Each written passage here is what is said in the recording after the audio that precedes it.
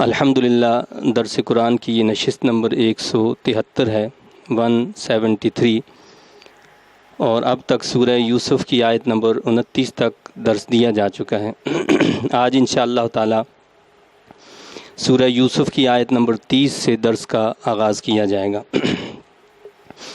اس سے پہلے ہم نے یہ بات پڑھی اور سنی کہ حضرت سیدنا یوسف علیہ السلام نے ایک خواب دیکھا جسے اپنے والد گرامی حضرت یعقوب علیہ السلام سے بیان کیا، اور پھر آپ کے بھائی آپ کو وہاں سے لے کر گئے اور انہوں نے حضرت یوسف علیہ السلام کو کنویں میں ڈال دیا۔ تو یہ آزمائشیں جو ہیں وہ آپ کی جو شروع ہو گئیں اس خواب کے بعد۔ اس کنویں سے ایک قافلے نے اٹھایا اور اس طرح آپ مصر میں جا پہنچے۔ مصر میں عزیز مصر نے آپ کو بھاری قیمت دے کر خریدا اور وہ اپنے گھر میں لے گیا، اور گھر میں پہنچا کر اس نے اپنی اہلیہ سے یہ کہا کہ ان کی تعظیم اور تکریم کرو اور ان کو گھر میں عزت کے ساتھ رکھو۔ اسی گھر میں جب سیدنا یوسف علیہ السلام ایک عرصہ رہے، آپ کا حسن، آپ کا جمال، آپ کی خوبصورتی بے مثال تھی، تو ایک نئی آزمائش شروع ہوئی کہ عزیز مصر کی بیوی نے آپ کو بہلانا پھسلانا شروع کیا اور آپ نے اس کی بات کو نہیں مانا۔ اور جب 7 دروازوں کے اندر کمرے میں لے گئی، جن 7 دروازوں پر تالے لگائے گئے تھے، تو آپ وہاں سے دروازے کی طرف بھاگے، یعنی جب کوئی جگہ نہیں تھی، سب دروازے بند تھے، تو آپ دروازے کی طرف بھاگے۔ تو دروازے کی طرف بھاگنا، در کی طرف بھاگنا، یہ ایک مومن کا شیوا ہے کہ جب سب در بند ہو جاتے ہیں، سب دروازے بند کر دیے جاتے ہیں، انسان قید ہو کر رہ جاتا ہے، تو اگر وہ اپنے رب کی طرف توجہ کرتے ہوئے اس کے در کی طرف دوڑتا ہے، اس کے گھر کی طرف جاتا ہے، اللہ اس کے لیے اپنے دروازے کھول دیتا ہے۔ چنانچہ سیدنا یوسف علیہ السلام کے لیے اللہ نے وہ سارے دروازے کھول دیے۔ آپ کا کام تھا صرف بھاگ کر اس دروازے کی طرف آنا، ان دروازوں کا کھولنا، ان تالوں کا کھولنا یہ رب کا کام تھا، اور اللہ نے وہ کام کر دیا، آپ کے لیے دروازے بھی کھول دیے، تالے بھی کھول دیے۔ تو آج بھی جن حالات سے ہم گزر رہے ہیں کہ آج پوری دنیا لاک ڈاؤن ہے، اور کئی مہینے ہو چکے کہ دنیا لاک ڈاؤن ہے، اور ہمارا ملک وطن پاکستان بھی تقریباً 1 ماہ کے قریب ہونے کو ہے کہ یہاں پر بھی لاک ڈاؤن کا سلسلہ چل رہا ہے۔ سب دروازے بند ہو گئے، حتیٰ کہ اللہ کے گھروں کے دروازے بند کر دیے گئے، مساجد تک پر پابندی لگا دی گئی ہے، مسجدوں میں نمازیں پڑھنے کے لیے لوگوں کو آنے نہیں دیا جاتا۔ تو یہ بھی ایک مومن کے لیے بڑی آزمائش ہے۔ اس وقت تو زیادہ ضرورت تھی کہ ہم اس در کی طرف آتے، اس گھر کی طرف آتے، اس دروازے کی طرف آتے کہ جو رب کا دروازہ ہے، جس سے رب ملتا ہے، جس سے رب کی رضا ملتی ہے، جس سے رب کی خوشنودی حاصل ہوتی ہے۔ تو اگر آج ہم پر یہ دروازے بند کر دیے گئے ہیں تو یہ لمحہ فکریہ ہے کہ ہمارے کون سے ایسے اعمال ہیں، وہ کون سے ایسے گناہ ہیں کہ جن کی بنا پر اللہ تعالیٰ نے ہمارے اوپر اپنے گھر کے دروازے بند کر دیے، کعبۃ اللہ کے دروازے بند کر دیے گئے ہیں۔ وہاں کوئی آج طواف نہیں کر سکتا ہے، مدینہ طیبہ کے دروازے بند کر دیے گئے ہیں، ہماری مسجدوں کے دروازے جو ہیں وہ بند کر دیے گئے ہیں۔ تو اس وقت بھی اللہ تعالیٰ کی ایک کرم نوازی ہمارے ساتھ یہ موجود ہے کہ اللہ نے اپنے کلام مجید کو ہمیں عطا فرما رکھا ہے۔ ہم میں سے ہر فرد کے گھر میں قرآن مجید موجود ہے۔ قیامت کی نشانیوں میں سے ایک نشانی یہ بھی ہے کہ قرآن کریم کے الفاظ کو اٹھا لیا جائے گا۔ تو ہمیں سوچنا یہ ہے کہ کہیں ایسا نہ ہو کہ اس قرآن کو بھی ہم سے اٹھا لیا جائے۔ آج ہمارے پاس قرآن پاک، یہ اللہ کی نعمت، اللہ کا پیغام، اللہ کا میسج موجود ہے، اور ہمارے پاس یہ موقع بھی موجود ہے کہ ہم اس کتاب کو کھولیں۔ اس کتاب کو کھولیں گے، اس کے اندر اللہ نے ہماری مشکلوں کا حل رکھا ہے۔ تو اس سے قبل کہ یہ قرآن بھی ہمارے لیے بند کر دیا جائے، آئیے قرآن کو کھولیں، قرآن کو پڑھیں، قرآن کو سمجھیں، اور قرآن کریم کی تعلیمات کو عام کریں، اور اس کی تعلیمات کی روشنی میں زندگی بسر کرنے کا ہم تہیہ کر لیں۔ ہم وہی لوگ ہیں کہ ہمیں ایک وقت کی نماز کے لیے اپنی دکان بند کرنا پسند نہیں تھا کہ ہمارا نقصان ہو جائے گا۔ آج نہ چاہتے ہوئے بھی ہماری دکانیں بند ہیں، ہمارا کاروبار بند ہے، ہماری معیشت بند ہے، سب کچھ بند ہے۔ کیوں بند ہے؟ کہ ہم اللہ کے لیے، اللہ کی بارگاہ میں سجود ہونے کے لیے اپنی دکانوں کو بند نہیں کیا کرتے تھے۔ تو ایک تو ہم نے یہ تہیہ کرنا ہے، یہ عزم کرنا ہے کہ انشاءاللہ تعالی یہ حالات جلد اللہ تعالی دور فرما دے گا اور آسانی عطا فرمائے گا، اپنے رحم کا معاملہ فرمائے گا۔ تو ہم نے نماز کے لیے اپنی دکانوں کو بند رکھنا ہے، چاہے وہ 5 وقتہ نماز ہو، چاہے وہ نماز تراویح ہو، یا اللہ کے ذکر کی کوئی اور بھی ایسی چیز ہو جس کے لیے ہمیں دکان بند کرنا پڑے، تو ہمیں دکان بند کر کے اللہ کے ذکر کو ترجیح دینی ہے اپنے دنیا کے کاروبار پر۔ تو اب ہم آگے چلتے ہیں۔ اب ایک نیا سلسلہ شروع ہوتا ہے کہ جب حضرت سیدنا یوسف علیہ السلام باہر نکلے تھے اور دروازے پر پہنچتے ہی عزیز مصر خود موجود تھا، تو اس کی بیوی نے حضرت یوسف علیہ السلام پر یہ الزام عائد کیا تھا کہ یہ وہ شخص ہے کہ جو تمہارے اہل کے ساتھ، تمہارے گھر والوں کے ساتھ برا ارادہ رکھتا ہے۔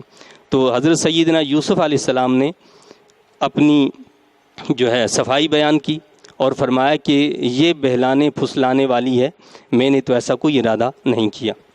چنانچہ اس خاتون کے رشتہ داروں میں سے ایک بچے نے، جو گود میں بچہ تھا، دودھ پیتا بچہ تھا، اس نے گواہی دی کہ سیدنا یوسف علیہ السلام حق پر اور سچ پر ہیں۔ اب یہ معاملہ کتنے دن تک اس طرح دبا رہتا؟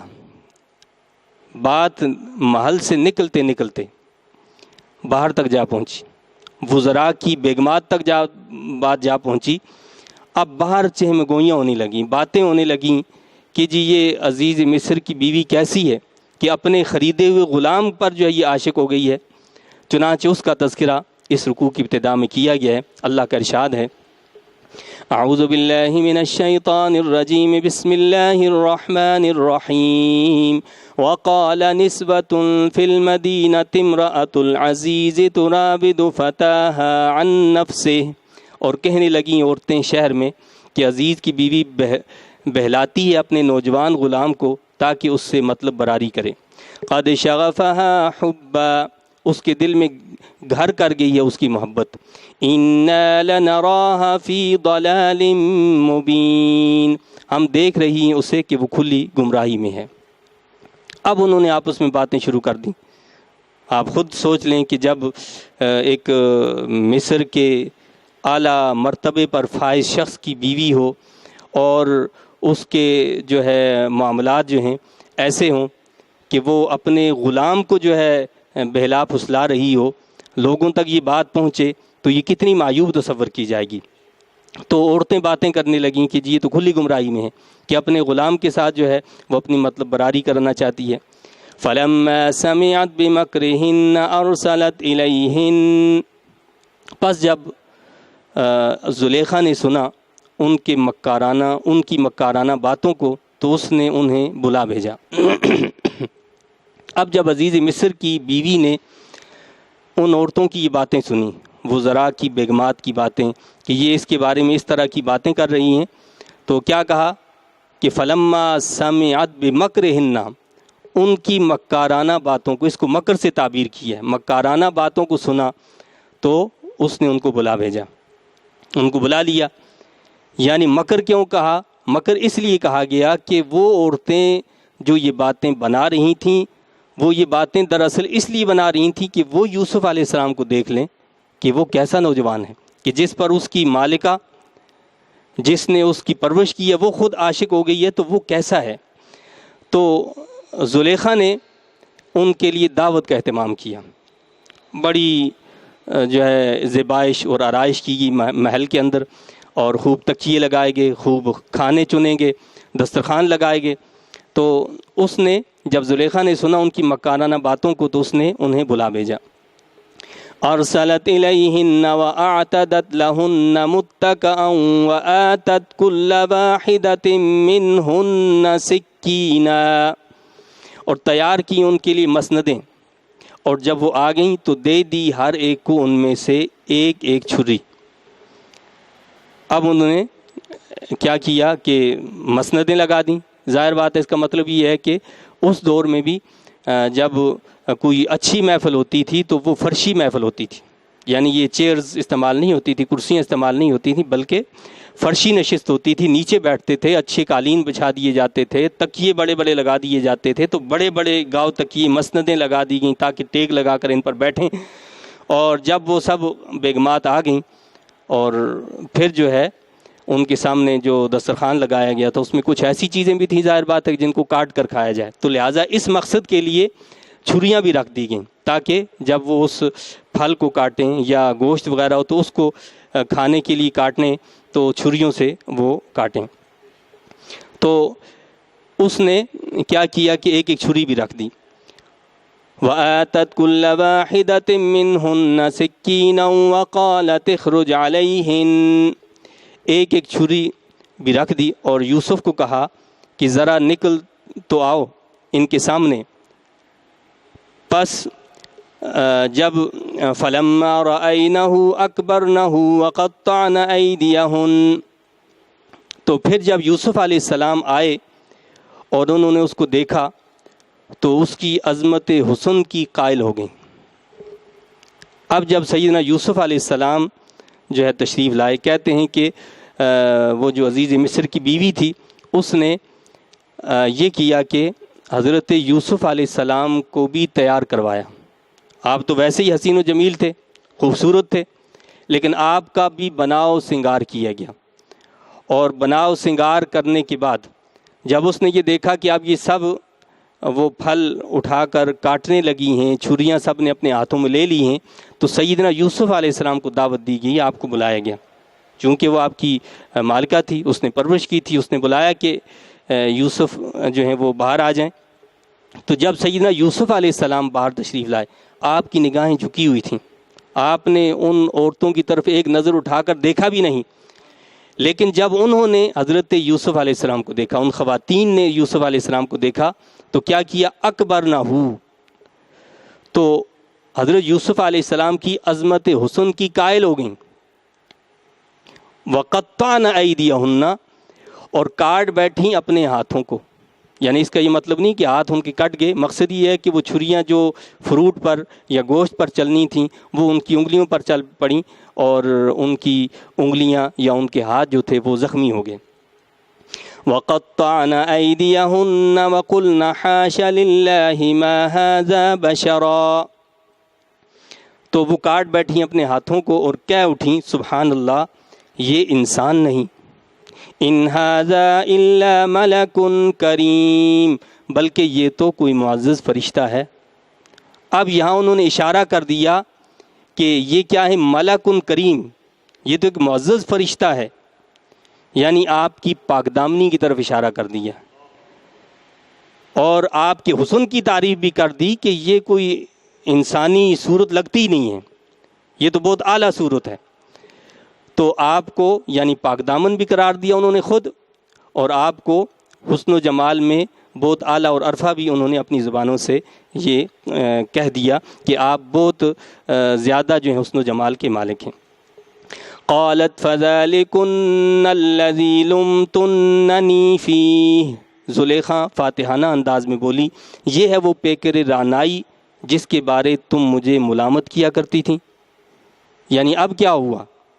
اس کے بارے میں تم مجھے ملامت کرتی تھیں اور اب تم نے اپنے ہاتھوں کو کاٹ ڈالا، اپنی انگلیوں کو زخمی کر ڈالا، ابھی تو اس کی ایک جھلک دیکھی ہے، میرے پاس تو ہر وقت یہ ہوتا ہے، اور تم ایک جھلک دیکھ کر اپنی انگلیوں کو اپنے ہاتھوں کو زخمی کر بیٹھی ہوں۔ وَلَقَدْ رَاوَدتُّهُ عَن نَفْسِهِ وَلَقَدْ رَاوَدتُّهُ عَن نَفْسِهِ فَاسْتَعْصَمَ، بخدا میں نے اسے بہت بہلایا پھسلایا لیکن وہ بچا ہی رہا۔ اب یہاں ان بیگمات کے سامنے سر عام زلیخا یعنی عزیز مصر کی بیوی اس بات کا اقرار کر رہی ہے کہ ان کا کوئی قصور نہیں، قصور میرا ہے، میں نے ان کو بہلانا اور پھسلانا چاہا لیکن یہ بچے رہے، یعنی اس سے ایک بات یہ بھی واضح ہوتی ہے کہ اس معاشرے کے اندر ایسی برائی کو کوئی برا تصور نہیں کیا جاتا تھا. یعنی اگر برا تصور کیا جاتا تو اس طرح سر عام محفل میں عزیز مصر کی بیوی یہ بات نہ کرتی، بلکہ ان چیزوں کو فخر کے طور پر محسوس کیا جاتا تھا. ہاں، برا اس بات کو سمجھا جاتا تھا کہ ایک غلام ہو اور جو ہے مالکہ اس کو دعوت دے اور غلام اس کی بات نہ مانے، تو دراصل غلام کا بات نہ ماننا یہ عجیب سی بات تھی کہ غلام ہے اور وہ بات نہیں مان رہا. اس لیے یہ بات جو ہے اس طرح پھیل گئی. تو اب اس نے دھمکی دی. دھمکی دیتے ہوئے سب بیگمات کے سامنے، سب خواتین کے سامنے حضرت یوسف علیہ السلام کے لیے کیا کہا؟ وَلَئِن لَّمْ يَفْعَلْ مَا آمُرُهُ لَيُسْجَنَنَّ وَلَيَكُونًا مِّنَ الصَّاغِرِينَ. اور اگر وہ نہ بجا لایا جو میں اس کو حکم دیتی ہوں تو اسے قید کر دیا جائے گا اور وہ ہو جائے گا ان لوگوں سے جو بے آبرو ہیں. تو اب اس نے دھمکی دے دی کہ بھائی اگر یہ میری بات کو نہیں مانے گا تو میں اس کو قید کروا دوں گی. کیوں قید کروا دوں گی؟ کہ یہ میری بات کو نہیں مان رہے، میں جو دل لبھانا چاہتی ہوں یہ ایسا عمل نہیں کر رہے. تو سیدنا یوسف علیہ السلام نے کیا اس کے کا جواب دیا، اس کے بدلے میں کیا بات کہی؟ آپ نے فرمایا قال رب السجن احب الی مما يدعوننی الیہ. یوسف علیہ السلام نے عرض کی، اے میرے پروردگار، قید خانے کی صحبتیں مجھے زیادہ پسند ہیں اس گناہ سے جس کی طرف یہ مجھے بلاتی ہیں. تو کہتے ہیں کہ وہ تمام عورتیں جو ہیں حضرت یوسف علیہ السلام کو دعوت گناہ دینے لگیں. کیا دعوت گناہ دینے لگیں؟ یعنی ایک تو قول یہ ہے کہ ہر ایک چاہتی تھی کہ وہ میری مطلب براری کریں، اور ایک قول یہ ہے کہ وہ سب یہ کہنے لگیں کہ تم کیا کر رہے ہو، اپنی عزت کو بچانا ہے اور اپنے اس آرام اور راحت کو بچانا ہے تو تم اس کی بات کو مانو. یعنی سب سفارش کرنے لگیں کہ یہ جو گناہ کی دعوت دے رہی ہے تم اس کی جو گناہ کی دعوت ہے اس کو قبول کر لو. لیکن سیدنا یوسف علیہ السلام کے پائے استقلال کے اندر کوئی تزلزل، کوئی کمی نہیں آئی. آپ ثابت قدم رہے اور اللہ کی بارگاہ میں التجا کرنے لگے.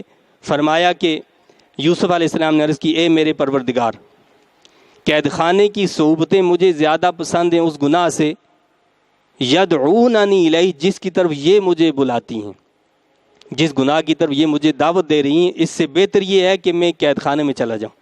یعنی اس سے یہ معلوم ہوا کہ اگر گناہ پر انسان کو مجبور کیا جائے اور یہ کہا جائے کہ اگر گناہ نہیں کیا تو تمہیں اس کے بدلے میں قید کر دیا جائے گا، سزا دے دی جائے گی، تو بندہ مومن کی شان یہ ہے کہ وہ گناہ کو نہیں کرتا بلکہ قید کو قبول کر لیتا ہے. یعنی گناہ نہ کرے، قید خانے کو قبول کر لے. اللہ کی نافرمانی بندہ مومن کی شان یہ نہیں ہے کہ وہ جانتے بوجھتے جو ہے وہ اللہ کی نافرمانی کرے. تو اللہ کی نافرمانی سے بہتر یہ ہے کہ اپنے آپ کو قید کروا دے. تو سیدنا یوسف علیہ السلام نے بھی یہی فرمایا، عرض کی کہ مجھے یہ بات زیادہ پسند ہے کہ مجھے قید کر دیا جائے، لیکن یہ گناہ میں نہیں کروں گا. وَإِلَّا تَصْرِفْ عَنِّي كَيْدَهُنَّ أَصْبُ إِلَيْهِنَّ وَأَكُن مِّنَ الْجَاهِلِينَ. اب آپ دیکھیں اللہ کے نبی ہیں حضرت یوسف علیہ السلام، لیکن عاجزی کتنی ہے، انکسار کتنا ہے کہ سب کچھ کرنے کے بعد آپ اپنے رب سے التجا کرتے ہیں اور اپنے رب سے یہ کہتے ہیں، اور اگر تو اپنی عنایت سے نہ دور کرے مجھ سے ان کے مکر کو تو میں مائل ہو جاؤں گا ان کی طرف اور بن جاؤں گا نادانوں سے. یعنی مولا یہ تیرا فضل ہے، یہ تیری کرم نوازی ہے کہ ان کے مکر سے مجھے بچایا ہے، اور میں تیری پناہ میں آتا ہوں، تجھ سے التجا کرتا ہوں کہ ان کے مکر سے، ان کے داؤ سے، ان کے دھوکے سے تو ہی مجھے محفوظ فرما. فَاسْتَجَابَ لَهُ رَبُّهُ فَصَرَفَ عَنْهُ كَيْدَهُنَّ. پس قبول فرما لی اس کی دعا اس کے رب نے اور دور کر دیا اس سے ان عورتوں کے مکر و فریب کو. تو اللہ تعالیٰ نے بھی ان عورتوں کے مکر و فریب کو جو ہے حضرت یوسف علیہ السلام سے دور کر دیا۔ اِنَّهُ هُوَ السَّمِيعُ الْعَلِيمُ، بے شک وہ اپنے بندوں کی فریادیں سننے والا اور ان کے حالات خوب جاننے والا ہے۔ ثُمَّ بَدَا لَهُم مِّن بَعْدِ مَا رَأَوُا الْآيَاتِ، پھر مناسب معلوم ہوا انہیں اس کے باوجود کہ وہ یوسف کی پاک بازی کی نشانیاں دیکھ چکے تھے۔ من بعد ما رأوا الآیات لیسجننہ حتی حین، یہ مناسب معلوم ہوا کہ وہ اسے قید کر دیں کچھ عرصے تک، یعنی جب دیکھا کہ یہ باتیں جو ہیں بڑی مشہور ہو رہی ہیں، چرچے ہو رہے ہیں انہی باتوں کے، ہر محفل میں ہر جگہ جہاں پر بھی عورتیں بیٹھتی ہیں وہ یہی تذکرہ لے کر بیٹھ جاتی ہیں، تو عزیز مصر نے اپنے جو اس کے مشیر تھے ان سے مشورہ کیا۔ مشورے کے بعد یہ طے پایا کہ بہتر یہ ہے، یعنی وہ یہ سمجھتے تھے، ان کو پتہ تھا اور یقین ہو گیا تھا کہ یوسف علیہ السلام اس میں بالکل معصوم ہیں، وہ پاک باز ہیں، لیکن اس چرچے کو ختم کرنے کے لیے مناسب یہی ہے کہ حضرت یوسف علیہ السلام کو جیل میں بند کر دیا جائے کچھ دنوں کے لیے کچھ عرصے تک کے لیے۔ وَدَخَلَ مَعَهُ السِّجْنَ فَتَيَانِ، اب ایک اگلا مرحلہ شروع ہوتا ہے، ٹھیک ہے، یعنی کنویں سے جو ہے آپ بازار مصر میں پہنچے، بازار مصر سے عزیز مصر کے گھر میں پہنچے، اور عزیز مصر کے گھر میں عزیز مصر کی بیوی کا جو واقعہ پیش آیا، اور پھر آپ کو جو ہے قید میں ڈال دیا گیا۔ اب جب آپ کو قید میں ڈالا جا رہا تھا تو اس وقت دو اور نوجوان بھی ایسے تھے جن کو قید خانے میں داخل کیا گیا، تو بتایا کہ وَدَخَلَ مَعَهُ السِّجْنَ فَتَيَانِ، اور داخل ہوئے آپ کے ساتھ ہی قید خانے میں دو نوجوان۔ یہ دو نوجوان کون تھے؟ مفسرین کرام نے لکھا ہے کہ ایک بادشاہ کا باورچی تھا اور ایک بادشاہ کا ساقی تھا، یعنی جو پانی اور شراب وغیرہ جو پلایا کرتا تھا۔ ان دو لوگوں پر یہ الزام تھا کہ انہوں نے اپنے کھانے میں اور مشروبات میں زہر ملا کر بادشاہ کو مارنے کی کوشش کی ہے، تو دونوں کو جو ہے جیل میں بند کر دیا گیا تھا۔ یعنی یہ نگران تھے، باورچیوں کا جو نگران ہے اس کو پکڑا گیا تھا، اور جو ساقی تھا ان کا جو نگران تھا اس کو پکڑا گیا کہ یہ دونوں جو ہیں زہر دے کر بادشاہ کو جو ہے مارنے کی ان کی جو ہے وہ سازش تھی۔ تو داخل ہوئے آپ کے ساتھ ہی قید خانے میں دو نوجوان۔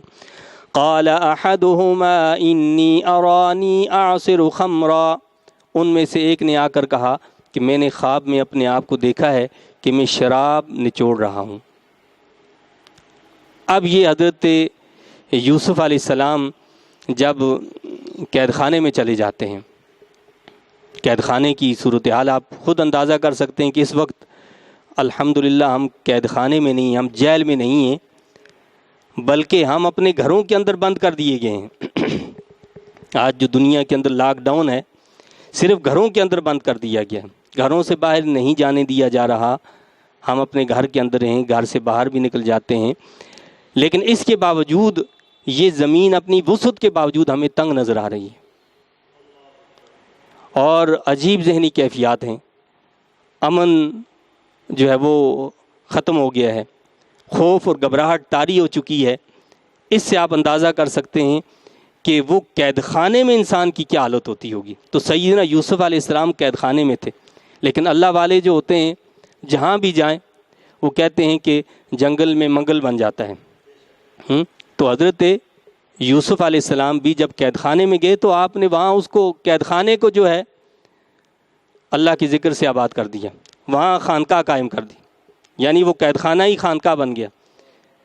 مفسرین کرام نے لکھا ہے کہ آپ رو رو کر قید خانے میں اللہ سے دعائیں کیا کرتے تھے اور اللہ کا ذکر کیا کرتے تھے، سارے لوگ آپ سے بڑے مانوس ہو گئے تھے۔ یہی وجہ ہے کہ لوگ آپ سے بڑی محبت کیا کرتے تھے، جب کوئی مسئلہ ان کو ہوتا تھا تو وہ آپ کے پاس آ جاتے تھے۔ اور خود حضرت یوسف علیہ السلام کا یہ حال تھا کہ قید خانے میں ہر ایک کے ساتھ ہمدردی فرماتے تھے، دیکھتے کہ کوئی مریض ہے تو اس کی عیادت کرتے تھے، جس کی جو آپ جو ہے مشکل حل کر سکتے ہوں تو اس کی مشکل کو جا کر حل کیا کرتے تھے۔ اور بعض روایات سے یہ معلوم ہوتا ہے، تورات کے اندر یہ لکھا ہے کہ وہ جو قید خانے کا نگران تھا، یعنی جیلر جو تھا، وہ آپ کے اخلاق سے اتنا متاثر ہوا کہ اس نے آپ کو جیل خانے کا انچارج بنا دیا تھا، یعنی آپ جیل خانے کے انچارج بن گئے تھے۔ تو وہاں پر ان دو نوجوانوں نے کیا کیا کہ انہوں نے کوئی خواب دیکھا۔ اب خواب دیکھا یا مذاق میں آ کر انہوں نے آپ کا امتحان لینے کے لیے، آزمائش کے لیے انہوں نے کیا کیا، اپنا خواب بیان کیا۔ کیا کہنے لگے؟ ایک نے آ کر کہا کہ میں نے خواب میں اپنے آپ کو دیکھا ہے کہ میں شراب نچوڑ رہا ہوں۔ وقال الآخر، اور دوسرے نے کہا وقال الآخر انی ارانی احمل فوق رأسی خبزا، دوسرے نے کہا کہ میں نے خواب میں اپنے آپ کو دیکھا کہ میں اٹھائے ہوئے ہوں اپنے سر پر کچھ روٹیاں۔ فوق رأسی خبزا تأکل الطیر منہ، پرندے کھا رہے ہیں اس سے۔ ایک نے خواب میں کیا دیکھا کہ میں شراب نچوڑ رہا ہوں، دوسرے نے کہا کہ میں نے خواب میں یہ دیکھا ہے کہ میرے سر پر روٹیاں ہیں اور ان روٹیوں کو جو ہے پرندے جو ہیں وہ کھا رہے ہیں۔ نبئنا بتأویلہ، آپ بتائیے ہمیں اس کی تعبیر۔ جس طرح آپ کی ابتدا جو ہے یعنی شروع ہوئی تھی کہ آپ نے اپنے والد گرامی حضرت یعقوب علیہ السلام سے یہ عرض کی تھی کہ میں نے خواب دیکھا ہے، اور اس طرح اس خواب میں نے چاند اور سورج کو اور ستاروں کو اپنے سامنے سجدہ ریز ہوتے دیکھا ہے۔ تو اسی خواب کا تذکرہ اب یہاں آ رہا ہے کہ خواب دیکھنے والوں نے یہ کہا کہ ہم نے یہ خواب دیکھے ہیں، آپ ہمیں اس کی تعبیر بتا دیں کہ تعبیر کیا ہے، اور ساتھ ہی ساتھ آپ کی جو عظمت تھی، آپ کا جو مقام تھا، آپ کا جو حسن اخلاق تھا، اس کا اظہار بھی کیا۔ انہوں نے کیا کہا؟ اِنَّا نَرَاكَ مِنَ الْمُحْسِنِينَ، بے شک ہم دیکھ رہے ہیں آپ کو نیکوکاروں سے، یعنی آپ تو بڑے احسان کرنے والے ہیں، آپ بڑے محسن ہیں، اس لیے ہم آپ کے پاس آئے ہیں کہ آپ ہمیں ہمارے خواب کی تعبیر بتا دیں۔ قَالَ لَا يَأْتِيكُمَا طَعَامٌ تُرْزَقَانِهِ، حضرت یوسف علیہ السلام نے فرمایا نہیں آئے گا تمہارے پاس کھانا جو تمہیں کھلایا جاتا ہے۔ طَعَامٌ تُرْزَقَانِهِ إِلَّا نَبَّأْتُكُمَا بِتَأْوِيلِهِ، مگر میں تمہیں بتا دوں گا اس کی تعبیر۔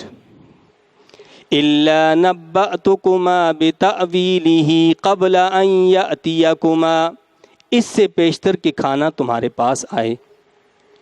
تو اب آپ نے ان کو یہ بتایا کہ یہ جو تم نے خواب بیان کیے ہیں میں ان کی تعبیر بتاؤں گا۔ کب بتاؤں گا؟ یہ جو تمہارا کھانا آنے والا ہے، کھانا جو تم کھاتے ہو، تمہیں جو کھلایا جاتا ہے، اس کے آنے سے پہلے میں تمہیں یہ بھی بتا دوں گا کہ تمہارے پاس کھانا کیا آئے گا، کیسا ہوگا، اور یہ بھی بتا دوں گا کہ تمہارے خوابوں کی تعبیر کیا ہے۔ جیسے ہم نے حضرت عیسیٰ علیہ السلام کے ذکر میں یہ بات پڑھی کہ حضرت عیسیٰ علیہ السلام نے لوگوں سے کیا فرمایا کہ میں بتا سکتا ہوں کہ تم گھر میں کیا کھا کر آئے ہو، کہ تم نے گھر میں کیا کھایا ہے، کیا ذخیرہ کیا ہے، یہ سب بتا سکتا ہوں۔ تو حضرت یوسف علیہ السلام نے کیا فرمایا کہ میں تمہیں بتاؤں گا کہ کھانا کیا، تو کہتے ہیں کہ آپ نے بتایا کہ تمہارا کھانا کیسا ہوگا، اس میں کیا کچھ ہوگا، اور پھر جو ہے آپ نے اس کے بعد جو ہے ان کو تعبیر بتائی۔ لیکن تعبیر سے پہلے آپ نے اس بات کا اظہار بھی کیا کہ یہ جتنی بھی باتیں میں بتاؤں گا یہ سب میرے رب کا فضل ہے، یہ سب میرے رب کی رحمت ہوگی۔ آپ نے فرمایا ذَلِكُمَا مِمَّا عَلَّمَنِي رَبِّي، یہ ان علموں میں سے ہے جو سکھایا ہے مجھے میرے رب نے۔ جتنی باتیں بتاؤں گا یہ اس علم میں سے ہے جو مجھے میرے رب نے سکھایا ہے۔ انی ترکت ملت قوم لا یؤمنون باللہ وہم بالآخرہ۔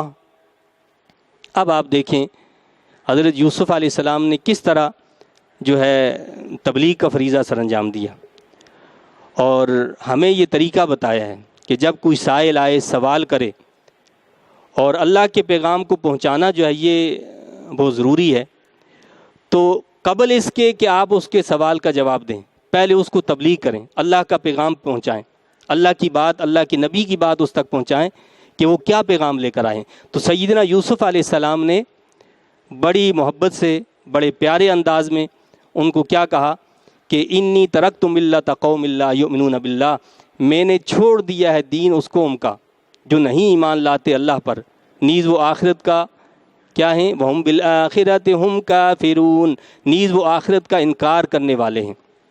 یہاں ترکت ملت قوم، یعنی میں نے چھوڑ دیا ہے دین اس قوم کا، کہ جو الفاظ ہیں یہ قابل توجہ ہیں کہ ترکتو کا مطلب جو ہے اعلیٰ حضرت مولانا الشاہ احمد رضا خان فاضل بریلوی رحمۃ اللہ علیہ نے چھوڑنا نہیں لیا، بلکہ ترکتو کا مطلب یہاں یہ کیا ہے کہ میں نے قبول نہیں کیا۔ یعنی ترک کرنے کا مطلب یہ ہے کہ میں نے اس کو پہلے قبول کیا پھر چھوڑ دیا، اس لیے آپ نے فرمایا کہ یہاں کیا ہے، ترکتو کا مطلب چھوڑنا نہیں ہوگا، بلکہ ترکتو کا مطلب ہوگا کہ میں نے اس کو قبول نہیں کیا، میں نے اس کو مانا ہی نہیں، میں نے مانا ہی نہیں دین اس قوم کا جو نہیں ایمان لاتے اللہ تعالیٰ پر، نیز وہ آخرت کا انکار کرنے والے ہیں۔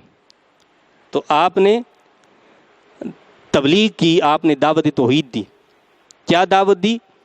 کہ میں ان کے دین کو قبول کرنے والا نہیں، ان کے دین کو ماننے والا نہیں جو اللہ پر ایمان نہیں رکھتے، جو آخرت کا انکار کرنے والے، ان کے دین کو میں ماننے والا نہیں ہوں۔ یہ آپ نے خواب کی تعبیر سے پہلے بتایا، اور یہی تعلیم ہمیں دی گئی ہے کہ ہم سائل کے سوال کو پیش نظر رکھتے ہوئے اسی میں سے ایسا نقطہ، ایسی بات نکالیں کہ جو اس تک اللہ کا پیغام پہنچا دیا جائے۔ اگر پہلے ہی بات بتا دی جائے، جو سوال کیا گیا اس سوال کا جواب دے دیا جائے، تو سائل جو ہے وہ بات آپ کی سننے کے لیے تیار ہی نہیں ہوگا۔ لہٰذا ظاہر ہے کہ اس نے اپنے سوال کا جواب لینا ہے، تو اپنے سوال کا جواب لینے تک وہ توجہ سے بات کو سنتا رہے گا۔ تو لہٰذا حضرت یوسف علیہ السلام نے یہ طریقہ ہمیں سکھایا ہے کہ پہلے کیا کیا جائے، اللہ کا پیغام ان تک پہنچایا جائے۔ اس کے ساتھ ساتھ آپ نے اس بات کی وضاحت کی، یعنی اب تک اتنا طویل عرصہ ہم نے حضرت یوسف علیہ السلام کی حیات مقدسہ کا دیکھا کہ آپ کو جو ہے کنویں میں جو ہے ڈالا گیا، وہاں سے مصر تک پہنچایا گیا، مصر سے محل میں وہاں تشریف لے گئے اور پھر ایک عرصہ وہاں پر گزارا، لیکن آپ نے کبھی یہ ذکر نہیں کیا کہ میرے آبا و اجداد کون ہیں، میں کہاں کا رہنے والا ہوں، اور کن اعلیٰ ہستیوں سے میرا تعلق ہے۔ لیکن یہاں پر حضرت یوسف علیہ السلام نے پہلی مرتبہ اس قید خانے کے اندر، اس جیل کے اندر کیا کیا، اس بات کا اظہار کیا۔ کیا فرمایا؟ وَاتَّبَعْتُ مِلَّةَ آبَائِي إِبْرَاهِيمَ وَإِسْحَاقَ وَيَعْقُوبَ، اور میں تو پیرو بن گیا، میں تو اتباع کرنے والا بن گیا اپنے باپ دادا ابراہیم، اسحاق اور یعقوب کے دین کا، یعنی میں تو ان کی اتباع کرنے والا ہوں۔ کس کی ملت کی؟ ملت کا مطلب دین۔ میں کس کے دین کی اتباع کرنے والا ہوں؟ کس کے دین کی پیروی کرنے والا ہوں؟ جو میرے آبا و اجداد ہیں۔ میرے آبا و اجداد کون ہیں؟ فرمایا کہ ابراہیم علیہ السلام، اسحاق علیہ السلام اور یعقوب علیہ السلام، یعنی یہ وہ ہستیاں ہیں کہ جن کا ذکر، جن کا تذکرہ وہاں مصر میں موجود تھا، وہ لوگ ان ہستیوں کو جانتے تھے۔ حضرت یوسف علیہ السلام نے یہاں پر حضرت اسماعیل علیہ السلام کا ذکر نہیں کیا، کیونکہ بنی اسرائیل سے ان کا تعلق نہیں ہے، چونکہ بنی اسرائیل جو ہیں وہ سارے جو ہیں حضرت اسحاق علیہ السلام کی اولاد ہیں، یعنی حضرت اسحاق علیہ السلام کے صاحبزادے حضرت یعقوب علیہ السلام ہیں، اور جو ان سے جو اولاد ہے وہ ساری بنی اسرائیل کہلاتی ہے۔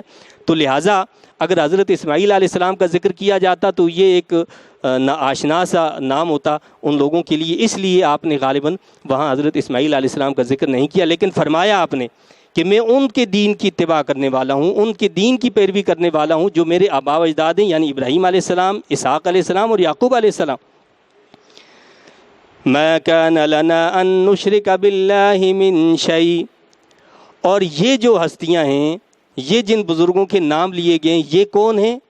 ان کا نام مشہور ہے اس اعتبار سے کہ یہ وہ لوگ ہیں، نہیں روا ہمارے لیے کہ ہم شریک ٹھہرائیں اللہ تعالیٰ کے ساتھ کسی چیز کو، ہم تو اللہ کے ساتھ کسی کو شریک نہیں ٹھہراتے۔ ذَلِكَ مِن فَضْلِ اللَّهِ عَلَيْنَا وَعَلَى النَّاسِ وَلَكِنَّ أَكْثَرَ النَّاسِ لَا يَشْكُرُونَ، یہ توحید پر ایمان تو اللہ تعالیٰ کا خاص احسان ہے ہم پر اور لوگوں پر، لیکن بہت سے لوگ اس احسان پر شکر ہی بجا نہیں لاتے۔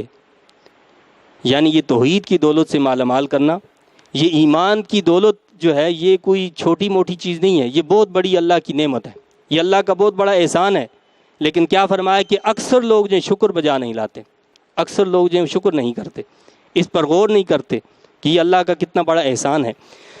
یا صاحبی السجن ارباب متفرقون، اب آپ نے ان قید خانے کے ساتھیوں کو مخاطب کیا اور عقلی دلائل دیے، یعنی عقل کو جھنجھوڑا کہ ذرا اپنی عقل سے تو کام لو، کہ یا صاحبی السجن ارباب متفرقون خیر ام اللہ الواحد القہار، اے قید خانے کے میرے دو رفیقوں، اے میرے قید خانے کے ساتھیوں، پیار بھرے انداز میں ان کو بولا، تم بھی میرے ساتھ قید خانے میں ہو، تو اس پیار سے ان کو فرمایا کہ اے قید خانے کے میرے دو رفیقوں، یہ تو بتاؤ، یعنی ذرا اپنی عقل سے سوچو اور سوچ کر یہ بات مجھے بتاؤ کہ کوئی نظام ہے، اس نظام کا ایک مالک ہو جو مضبوط ہو وہ بہتر ہے، یا اس نظام کے بہت سارے مالک ہوں وہ بہتر ہیں؟ ایک بات ظاہر ہے کہ ایک مالک ہوگا تو جو آرڈر وہ دے گا وہی چلے گا، وہ اسی پر عمل ہوگا، اور جب ایک نظام کے بہت سارے مالک ہوں، ہر ایک اپنا آرڈر چلاتا ہو، تو وہاں کیا حال ہوگا؟ تو آپ نے ان کو جھنجھوڑا اور کہا کہ ایک قید خانے کے میرے دو رفیقوں، یہ تو بتاؤ کیا بہت سے جدا جدا رب بہتر ہیں یا ایک اللہ جو سب پر غالب ہے؟ ایک اللہ جو سب پر غالب ہے وہ بہتر ہے یا بہت سارے خدا بہتر ہیں؟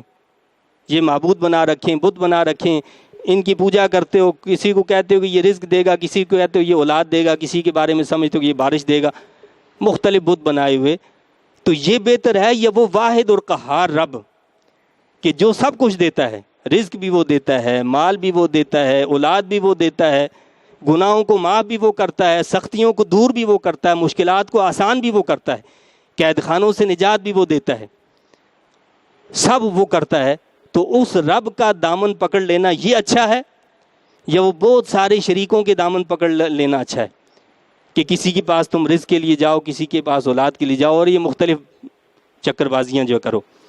تو جھنجھوڑ کر ان کو فرمایا۔ اس کے بعد آپ نے کیا کہا؟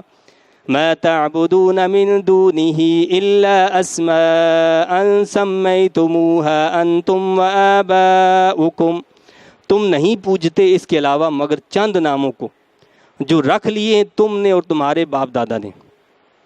تو آپ نے بتایا ان پر یہ ہٹ نہیں کی کہ بھائی تم غلط کر رہے ہو، تم یہ کر رہے ہو، تم فلاں کر رہے ہو، میں ایسا کر رہا ہوں، میں صحیح ہوں، تم غلط نہیں، بلکہ آپ نے ساری اپنی بات کی کہ بھائی میں ان کی جو ہے ان کے دین کو نہیں مانتا جو اللہ پر ایمان نہیں رکھتے، میں ان کے دین کو نہیں مانتا جو آخرت پر ایمان نہیں رکھتے، اور میں ان کے دین کو نہیں مانتا جنہوں نے اپنے بہت سارے رب بنا رکھے ہیں، میں ان کے دین کو نہیں مانتا۔ تو کیا کہا؟ یہ بتایا آپ نے کہ تم نہیں پوجتے اس کے علاوہ مگر چند ناموں کو جو رکھ لیے تم نے اور تمہارے باپ دادا نے، یعنی یہ جو بہت سارے بنا رکھے ہیں یہ تو تم لوگوں نے خود نام بنا رکھے ہیں، ان بتوں کے اپنے نام دے دیے ہیں۔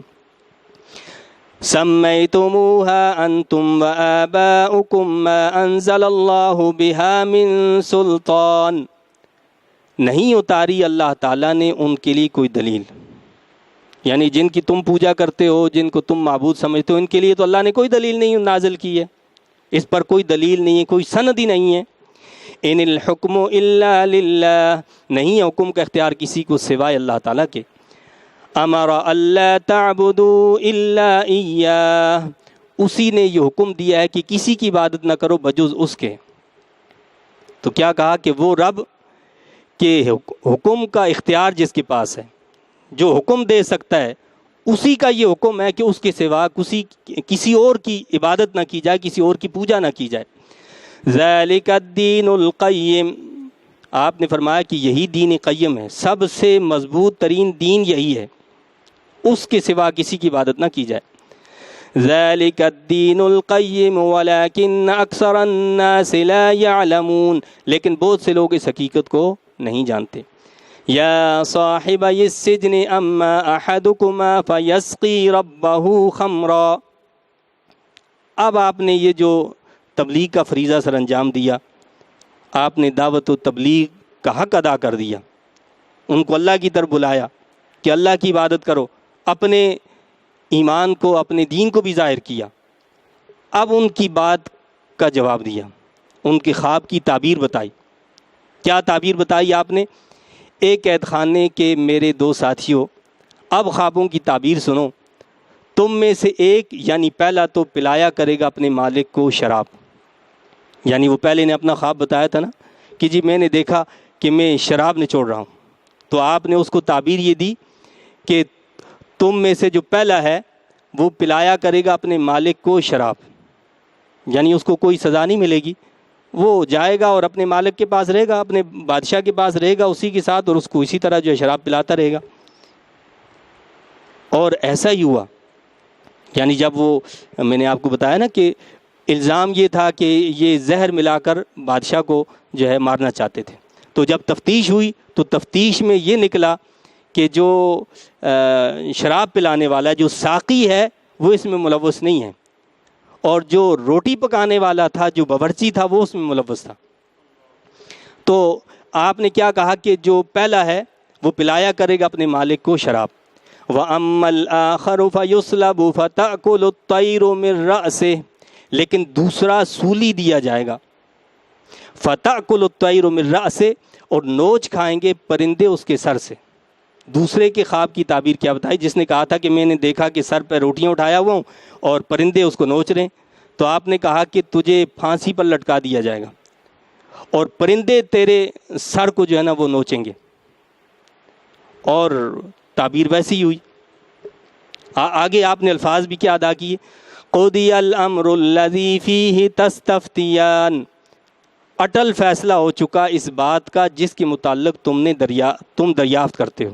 کہتے ہیں کہ جب آپ نے خوابوں کی تعبیر بتائی تو کہنے لگے کہ جی نہیں، یہ تو ہم نے ایسے ہی بیان کیا تھا، ہم نے تو کوئی خواب دیکھا ہی نہیں، ہم تو مذاق کر رہے تھے، مذاق کے طور پر آپ کو جو ہے بتایا تھا اور آپ یہ ہمیں تعبیر دے رہے ہیں۔ تو آپ نے فرمایا کہ تم نے مذاق کے طور پر بتایا ہو یا کسی طرح بھی بتایا ہو، اب یہ اٹل فیصلہ ہو چکا ہے۔ اس سے آپ اندازہ کر سکتے ہیں کہ اللہ کے نبی کی زبان سے جب کوئی بات نکلتی ہے اللہ اس کو پورا کر کے چھوڑتا ہے۔ حضرت یوسف علیہ السلام نے ان کو تعبیر دے دی، بھائی جو بات جو آپ نے پیش کی ہے اس کے مطابق آپ نے تعبیر بتا دی۔ تو انہوں نے کہا کہ جی ہم تو مذاق کر رہے تھے، ہم آزمائش کر رہے تھے آپ کی، تو ہم نے تو ایسا خواب نہیں دیکھا۔ تو آپ نے فرمایا کہ خواب دیکھا ہو یا نہ دیکھا ہو اب ہوگا ایسا ہی، اور ہوا ویسا ہی کہ ساقی دوبارہ اپنے مالک کے پاس گیا اور وہ شراب پلاتا رہا، اور وہ جو باورچی تھا اس کو سولی پر لٹکا دیا گیا۔ تو اس کا اٹل فیصلہ ہو چکا۔ وَقَالَ لِلَّذِي ظَنَّ أَنَّهُ نَاجٍ مِّنْهُمَا، اور کہا یوسف علیہ السلام نے اسے جس کے بارے میں آپ کو یقین تھا کہ نجات پا جائے گا، ان دونوں سے، یعنی ان دونوں میں سے جو خواب کی تعبیر دی، ایک کو کہا کہ تم واپس اپنے مالک کے پاس جاؤ گے، شراب پلاؤ گے، اور دوسرے کو کہا کہ تمہیں سولی پر لٹکا دیا جائے گا۔ تو جس کے بارے میں آپ کا یقین تھا کہ یہ زندہ رہے گا اور مالک کے پاس ہوگا، اس سے آپ نے کہا، کیا کہا؟ ظن انہ ناج منہم اذکرنی عند ربک، کہ میرا تذکرہ کرنا اپنے آقا کے پاس۔ یعنی اس کا مطلب کیا ہے کہ دنیا کے ظاہری اسباب کو اختیار کرنا منع نہیں ہے، یہ جائز ہے۔ حضرت یوسف علیہ السلام نے ظاہری اسباب کو کیسے اختیار کیا کہ وہ جو بچنے والا تھا اس کو کہا کہ بھائی تم آزاد ہو جاؤ گے، قید سے نکل جاؤ گے، اپنے مالک کے پاس رہو گے، تو مالک سے یہ تذکرہ کر دینا کہ بھائی اس طرح بے قصور جو ہے ایک نوجوان کو جو ہے قید میں رکھا گیا ہے، تو میرا تذکرہ کر دینا۔ فَأَنسَاهُ الشَّيْطَانُ ذِكْرَ رَبِّهِ، لیکن فراموش کر دیا اسے شیطان نے کہ وہ ذکر کرے اپنے بادشاہ کے پاس۔ اب وہ ساقی جو ہے بادشاہ کے پاس چلا گیا، رہنے لگا کہ وہ جا کر پھر آدمی کہاں یاد رہتا ہے، بھول جاتا ہے، بھول گیا وہ سب کچھ کہ جی مجھے یوسف علیہ السلام نے ایسا بھی کہا تھا، بھول گیا وہ۔ اللہ کی منشا ایسی تھی، اس کی مرضی یہ تھی، اللہ بھی نہیں چاہتا تھا اس وقت یوسف علیہ السلام باہر آئیں۔ اللہ نے بھی ہر چیز کے لیے موقع اور محل رکھا ہے نا کہ کب یوسف علیہ السلام کو باہر نکالنا ہے، تو چنانچہ وہ بھول گیا، شیطان نے اسے یہ بات بھلا دی۔ تو کیا ہوا کہ فَأَنسَاهُ الشَّيْطَانُ ذِكْرَ رَبِّهِ فَلَبِثَ فِي السِّجْنِ بِضْعَ سِنِينَ، پس آپ ٹھہرے رہے قید خانے میں کئی سال۔ اب وہ قیدی جو تھے وہ بھی چھوٹ گئے، اس کے بعد بھی یوسف علیہ السلام کئی سال تک جیل میں رہے۔ جیل ہی میں کتنے سال جیل میں رہے؟ بعض کہتے ہیں کہ 9 سال رہے، بعض کہتے ہیں کہ 12 سال رہے، بعض کہتے ہیں 23 سال رہے، اللہ بہتر جانے کتنے سال رہے، لیکن ایک طویل عرصہ آپ جو ہے جیل میں رہے۔ اب ایک اگلا مرحلہ شروع ہوتا ہے، اللہ چاہتا ہے کہ اب میں نے یوسف علیہ السلام کو مصر کے تخت پر بٹھانا ہے۔ اس کا انتظام کیسے ہوگا، یہ اسباب کیسے مہیا ہوں گے، یہ میں آپ تو اسباب مہیا نہیں کر سکتے، یہ مسبب الاسباب جو وہ مہیا کرتا ہے۔ اس نے ایسے اسباب پیدا کر دیے، ایسا ماحول پیدا کر دیا کہ یوسف علیہ السلام کو مصر کے تخت پر لا بٹھایا جائے۔ چنانچہ بادشاہ نے خواب دیکھا، وقال الملك انی ارى 7 بقرات سمان یأکلہن 7 عجاف، اور کچھ عرصے بعد ایک روز بادشاہ نے کہا کہ میں خواب میں کیا دیکھتا ہوں کہ 7 گائیں ہیں موٹی تازی، کھا رہی ہیں انہیں 7 دبلی گائیں۔ بادشاہ نے کیا خواب دیکھا، 7 موٹی تازی گائیں، ان کو 7 دبلی گائیں کھا رہی ہیں۔ یأکلہن 7 عجاف و7 سنبلات خضر وأخر یابسات، اور 7 سبز خوشے ہیں اور دوسرے 7 خشک سوکھے ہوئے، یعنی ایک تو 7 گائیں ہیں موٹی تازی اور 7 گائیں جو ہیں بالکل دبلی ہیں، اور 7 سبز خوشے ہیں جو سرسبز ہیں، اور دوسرے 7 خشک سوکھے ہوئے خوشے ہیں۔ یا ایھا الملأ افتونی فی رؤیای ان کنتم للرؤیا تعبرون، اے درباریو بتاؤ مجھے میرے خواب کی تعبیر، اگر تم خوابوں کی تعبیر بتایا کرتے ہو۔ سارے نجومیوں کو، خواب کی تعبیر دینے والوں کو بادشاہ نے جمع کر دیا دربار میں، کہا کہ بھائی میں نے یہ خواب دیکھا، بڑا پریشان ہوں، تو اس کا کیا حل ہوگا، سب بتاؤ مجھے۔ نجومی جمع ہیں، بڑے بڑے تعبیر بتانے والے جمع ہیں، وہ لاچار اور مجبور ہو جاتے ہیں، خواب کی تعبیر نہیں دے پاتے، کیا کہتے ہیں کہ جی یہ تو ایسی باتیں، یہ ایسے خواب ہیں۔ یعنی کیا ہوتا ہے، خواب جو ہوتا ہے ایک ہوتا ہے من جانب اللہ، ایک خواب ہوتا ہے جو شیطان کی طرف سے ہوتا ہے، اور ایک خواب وہ ہوتا ہے جو انسان کے اپنے خیالات اور ماحول سے اثر انداز ہوتا ہے، جو اس کے اوپر، انسان کے اوپر ماحول، اس سے خواب آتے ہیں۔ یہ 3 طرح کے خواب ہوتے ہیں۔ تو درباریوں نے، نجومیوں نے، وہ جو خواب کی تعبیر دینے والے تھے، انہوں نے کیا کہا، قالوا اضغاث احلام، درباریوں نے کہا کہ بادشاہ یہ خواب پریشان ہیں، مطلب ان کی کوئی تعبیر نہیں ہوا کرتی۔ وما نحن بتأویل الاحلام بعالمین، اور ہم پریشان خوابوں کی تعبیر جاننے والے نہیں ہیں، یعنی جو اپنے خیالات فاسدہ کی وجہ سے، اپنے ماحول کی وجہ سے جو خواب آتے ہیں ان کی کوئی تعبیر نہیں ہوا کرتی۔ تو کہنے لگے کہ جی یہ تو آپ کے ایسے ہی خیالات ہیں، ان کی کوئی تعبیر نہیں ہے، نام ان کی تعبیر جانتے ہیں۔ وقال الذی نجا منہما وادکر بعد امہ، اور اس وقت بولا وہ شخص جو بچ گیا تھا ان 2 قیدیوں سے۔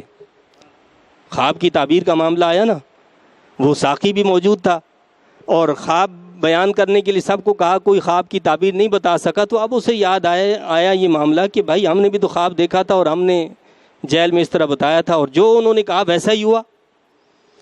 تو اسے یاد آیا، اس وقت بولا وہ شخص جو بچ گیا تھا ان 2 قیدیوں سے، اور اب اسے یوسف کی یاد آئی ایک عرصے بعد امہ، امہ کا مطلب یہاں مدت اور عرصہ ہے۔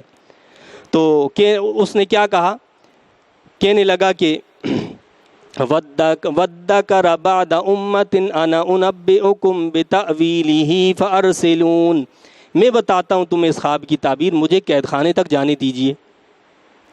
اس نے کہا کہ یہ جو خواب آپ نے بیان کیا ہے اور یہ سارے نجومی اور تعبیر بتانے والے عاجز آ گئے، میں آپ کو اس کی تعبیر بتاتا ہوں، آپ مجھے بس اتنی اجازت دیں کہ میں قید خانے میں چلا جاؤں۔ تو ظاہر ہے کہ اس کو اجازت دی بادشاہ نے، وہ وہاں سے گیا۔ یوسف ایھا الصدیق، یوسف علیہ السلام کے پاس وہ پہنچا، اور پہنچ کر اس نے کہا کہ اے یوسف، ایھا الصدیق، اے صدیق۔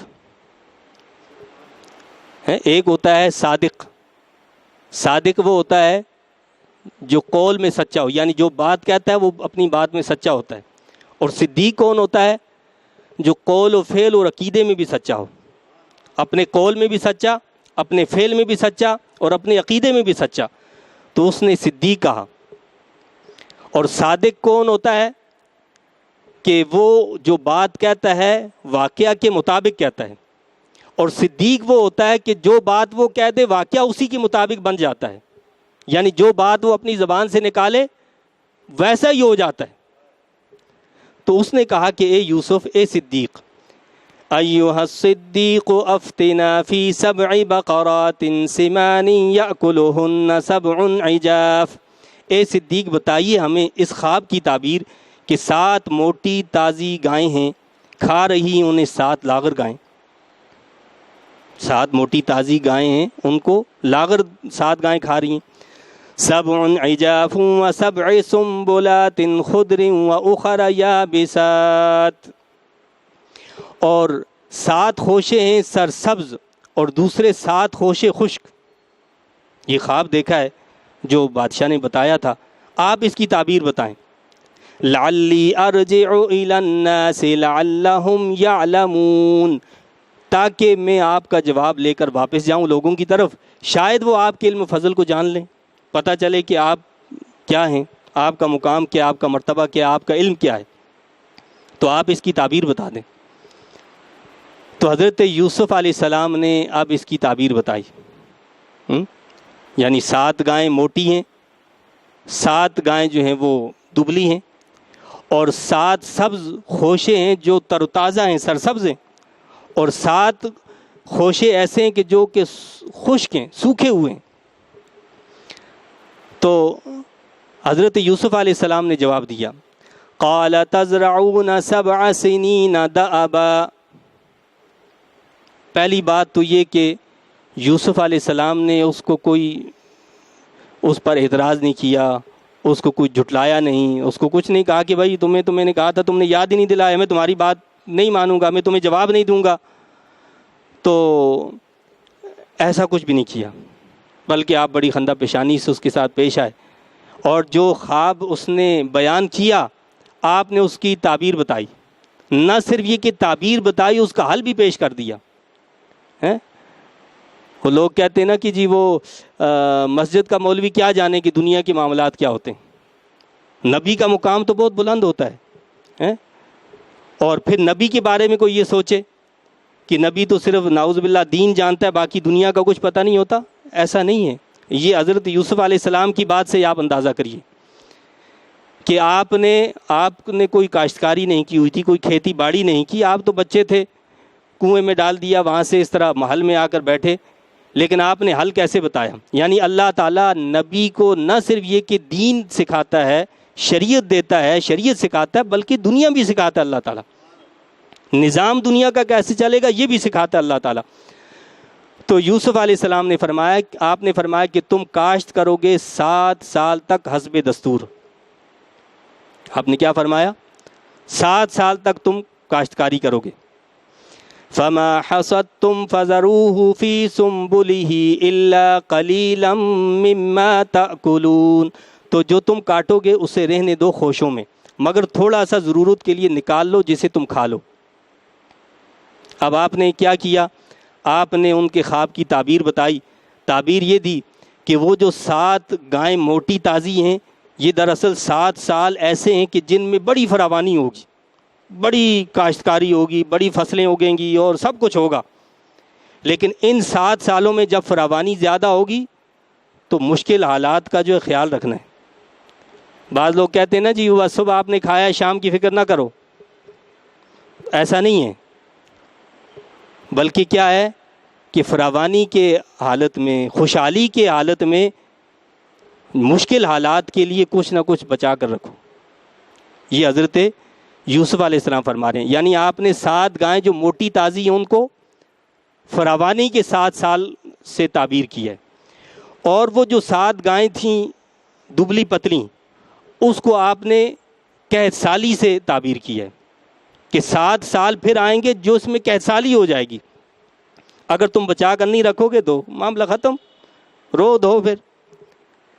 اور پھر کیا فرمایا کہ اس کے بعد یعنی 14 سال ہی ہو گئے، 7 سال فراوانی کے، 7 سال قحط سالی کے، پھر فرمایا کہ 1 سال اور آئے گا 15واں سال جس میں خوب بارش ہوگی اور پھر خوب سرسبزی ہوگی، سب کچھ ہوگے گا۔ تو آپ نے کیا کہا کہ اس فراوانی کے عالم میں تم نے کیا کرنا ہے کہ جو بھی کھاؤ پیو تو اس میں کیا کرو گے، وہ سارا اڑا نہیں دینا بلکہ خوشوں میں رہنے دینا۔ اس میں حکمت کیا خوشوں میں رہنے کی کہ خوشے سے جب غلے کو نکال لیا جاتا ہے تو وہ 1 سال سے زیادہ نہیں چلتا، 1 سال میں اس کے اندر کیڑا پڑ جائے گا، خراب ہو جائے گا، نہیں چل پائے گا۔ تو آپ نے فرمایا کہ خوشوں سے اتنا ہی نکالنا جس کو تم کھاؤ بس، یا جو بیج بونے کے لیے ہو، اس کے علاوہ نہیں نکالنا، تاکہ مشکل حالات میں تمہیں وہ کام آ سکے۔ تو فرمایا کہ بس اتنا ہی نکالنا جسے تم کھا لو۔ ثم یأتی من بعد ذلک 7 شداد، پھر آئیں گے اس خوشحالی کے بعد 7 سال بہت سخت۔ وہ قید سالی والے جو سخت سال آئیں گے ان میں کیا ہوگا؟ 7 شداد یأکلن ما قدمتم لہن الا قلیلا مما تحصنون، وہ جو سخت سال آئیں گے تو وہ کھا جائیں گے جو ذخیرہ تم نے پہلے جمع کر رکھا ہوگا ان کے لیے، مگر تھوڑا سا جو تم محفوظ کر لو گے۔ یعنی وہ جو 7 سال اس کے بعد قید سالی کے آئیں گے، وہ سارا جو تم نے ذخیرہ کیا ہوگا وہ سب کھا جائیں گے، ختم ہو جائے گا، صرف اتنا ہی رہے گا جس کو تم دوبارہ بو سکو، اتنا ہی بچے گا، باقی سب ختم ہو جائے گا۔ تو یہ کیا مقصد ہے؟ اس سے یہ مسئلہ نکلتا ہے کہ اگر قومی ضرورت ہو، قوم کے لیے ضرورت ہو، ملک کے لیے ضرورت ہو، وطن کے لیے ضرورت ہو ذخیرہ اندوزی کی، اگر ہم جو ہے سارا مال باہر بھیج دیں گے اور ملک کے اندر جو ہے گرانی ہو جائے گی، قید سالی ہو جائے گی، ملک کے لوگوں کو کچھ نہیں ملے گا، تو وہاں اس بات کا جواز ہے کہ آپ ذخیرہ کر سکتے ہیں۔ وہ جس ذخیرہ اندوزی سے منع کیا گیا وہ کون سی ذخیرہ اندوزی ہے؟ یہ وہ ذخیرہ اندوزی ہے کہ مال کو اس لیے روک کے رکھنا کہ یہ مہنگا ہوگا پھر ہم بیچیں گے، وہ منع ہے، وہ حرام ہے۔ مال کو جمع کر کے رکھنا، ذخیرہ اندوزی اس لیے کرنا کہ ہم مہنگا کر کے بیچیں گے لوگوں کو، یہ منع فرمایا ہے شریعت نے۔ لیکن جہاں قومی ضرورت ہے کہ اس مال کو روکا جائے، ذخیرہ کیا جائے تاکہ مشکل وقت میں قوم بھوکی نہ مر جائے، مشکل وقت میں قوم جو ہے وہ جو ہے پتے اور دیگر چیزیں کھانے پر مجبور نہ ہو جائے، تو اس کے لیے ذخیرہ اندوزی کرنا نہ صرف جائز ہے بلکہ کرنا چاہیے۔ اس وقت مال کو باہر بھیجنے کے بجائے اپنے ملک کو دینا چاہیے۔ بھائی ملک کے لوگوں کو کچھ نہیں مل رہا اور آپ سب باہر بھیج رہے ہو، کیوں بھیج رہے ہو؟ کہ ہمیں پیسہ زیادہ آئے گا؟ نہیں، اس وقت آپ اندر والوں کو دو، جو اندر جو آپ کے ملک کے، آپ کے وطن کے، آپ کے شہر کے، پہلے ان کو دو، پھر دوسروں کی ضرورت کو پورا کرو۔ تو آپ نے فرمایا کہ کیا کرنا ہے کہ وہ جو تم 7 سال میں جو جمع کرو گے تو اگلے جو قید سالی کے 7 سال آئیں گے وہ سب کو کھا جائیں گے، صرف اتنا رہے گا کہ جس کو تم دوبارہ بو سکو۔ ثم یأتی من بعد ذلک عام فیہ یغاث الناس وفیہ یعصرون، پھر آئے گا اس عرصے کے بعد 1 سال جس میں میم برسایا جائے گا لوگوں کے لیے، اور اس سال وہ پھلوں کا رس نکالیں گے۔ یعنی اب آپ نے کیا فرمایا کہ ان 14 سالوں کے بعد ایک اور سال آئے گا جس میں بارش ہوگی خوب، اور پھر خوب پھل نکلیں گے، رس نکلیں گے، سب کچھ ہوگا۔ پھر آپ نے وقت سے پہلے 15 سال پہلے آپ نے خبر دی۔ یہ غیب ہے یا نہیں؟ غیب اسی کو تو کہتے ہیں، غیب کا علم اسی کو کہتے ہیں۔ اب آپ یہ سوچو کہ یار یہ تو آج سائنس بھی بتاتی ہے، سائنس جو ہے وہ 20 سال بعد کی بھی بات بتا دیتی ہے، 100 سال کے بعد کی بھی بتا دیتی ہے، تو فرق کیا رہا؟ بھائی فرق یہ ہے، یہ جو سائنس بتاتی ہے ہمیں، یہ آلات کے ذریعے سے بتاتی ہے، بغیر آلات کے نہیں بتاتی۔ آپ آلات استعمال کرتے ہیں، ان آلات کے ذریعے سے آپ پتہ لگاتے ہیں کہ جی ہاں اس سال کیا ہوگا، فلاں دن کیا ہوگا، فلاں کیا ہوگا۔ لیکن یہاں حضرت یوسف علیہ السلام نے بغیر آلات کے اللہ کے بتانے سے سب کچھ بتایا، یہی علم غیب ہے۔ یہی کیا ہے؟ علم غیب ہے۔ 15 سال بعد کی جو صورتحال آپ نے بتائی ویسا ہی ہوا جیسا حضرت یوسف علیہ السلام نے بتایا۔ اب اگلا ایک اسٹیپ آتا ہے، اور اسی پہ انشاءاللہ جو ہے یہ 12واں سپارہ مکمل ہو جائے گا اور ہم اس کو جو ہے یہاں اینڈ کر دیں گے۔ جب خواب کی تعبیر بادشاہ کو بتائی گئی، بادشاہ نے خواب کی تعبیر سنی تو وہ بڑا حیران ہوا، اس نے کہا کہ یہ تو بڑی زبردست تعبیر ہے، اور بڑا متاثر ہوا حضرت یوسف علیہ السلام کی اس تعبیر سے۔ وَقَالَ الْمَلِكُ ائْتُونِي بِهِ، یہ تعبیر سنتے ہی بادشاہ نے کہا کہ فوراً لے آؤ انہیں میرے پاس۔ کیا کہا؟ کہ یہ تعبیر جس قیدی نے دی ہے اس کو میرے پاس لے آؤ۔ فلما جاءه الرسول قال ارجع الى ربك، پس جب فرمان شاہی لے کر ان کے پاس قاصد آیا تو آپ نے فرمایا کہ لوٹ جاؤ اپنے بادشاہ کے پاس۔ بھائی کوئی مجرم قید میں ہو اور قیدی کو کہا جائے، بادشاہ کہتا ہے کہ بھائی نکل جاؤ، وہ تو خوشی خوشی باہر نکلے گا، لیکن حضرت یوسف علیہ السلام کیا فرما رہے ہیں کہ نہیں میں نہیں نکلوں گا باہر۔ یوسف علیہ السلام کیا فرما رہے ہیں؟ باہر نہیں جاؤں گا، تم جاؤ بادشاہ کے پاس واپس چلے جاؤ۔ کیا کہا؟ ارجع الی ربک فاسألہ ما بال النسوہ، بادشاہ کے پاس لوٹ کر جاؤ اور اس سے پوچھو کہ حقیقت حال کیا تھی ان عورتوں کی۔ ما بال النسوۃ اللاتی قطعن ایدیہن، جنہوں نے کاٹ ڈالے تھے اپنے ہاتھ۔ تو آپ نے فرمایا کہ بادشاہ سے یہ کہو کہ وہ جن عورتوں نے الزام لگایا تھا میرے اوپر، پہلے اس کی تحقیق تو کریں کہ وہ اس میں حقیقت کیا تھی، سچ کیا تھا، جھوٹ کیا تھا۔ اس سے یہ پتہ چلتا ہے کہ اگر کسی پر کوئی الزام ہو، اس الزام کی جب تک حقیقت کھل نہ جائے اس وقت تک انسان کو اس معاملے کو اس طرح نہیں چھوڑنا چاہیے کہ وہ مشتبہ رہے، آدمی مشتبہ بن جائے۔ ایسی صورتحال جو وہ صحیح نہیں ہے۔ یہ انبیاء کی سنت ہے کہ اس پر کوئی الزام تراشی ہے، اس الزام تراشی کو دور کیا جائے، صاف کیا جائے، حقیقت کو واضح کیا جائے۔ چنانچہ یوسف علیہ السلام نے یہی کیا۔ آپ نے فرمایا کہ ان عورتوں کو جمع کریں بادشاہ اور ان سے پوچھیں کہ حقیقت حال کیا تھی۔ ان ربی بکیدہن علیم، بے شک میرا پروردگار تو ان کے مکر و فریب سے خوب آگاہ ہے۔ یعنی میرا رب تو جانتا ہے کہ حقیقت کیا ہے، اور جو ہے یہ بادشاہ کو بھی تو پتہ چلے کہ حقیقت کیا ہے، اس لیے بادشاہ اس کی انکوائری کرے، تحقیق کرے اور اس کے بعد جو ہے فیصلہ سنائے۔ قال ما خطبكن اذ راوتن یوسف عن نفسه، بادشاہ نے ان عورتوں کو بلا کر پوچھا۔ اب بادشاہ نے جب یہ بات سنی تو اس نے تمام ان بیگمات کو بلایا جو الزام لگا رہی تھیں، تو ان کو سب کو بلا کر پوچھا کہ بھائی کیا بات ہے، یہ کیا معاملہ ہے، اس کی حقیقت کیا ہے، اس کو واضح کرو، کیا معاملہ ہوا تمہارا جب تم نے اس نے کہا کہ ان عورتوں کو بلا کر پوچھا کیا معاملہ ہوا تمہارا جب یوسف کو بلایا تھا تم نے مطلب براری کے لیے، اپنی مطلب براری کے لیے تم نے یوسف کو جب بہلانا پھسلانا چاہا تھا تو اس وقت کیا معاملہ تھا، حقیقت کیا تھی اس کی؟ تو بادشاہ نے ان سے پوچھا کہ بتاؤ۔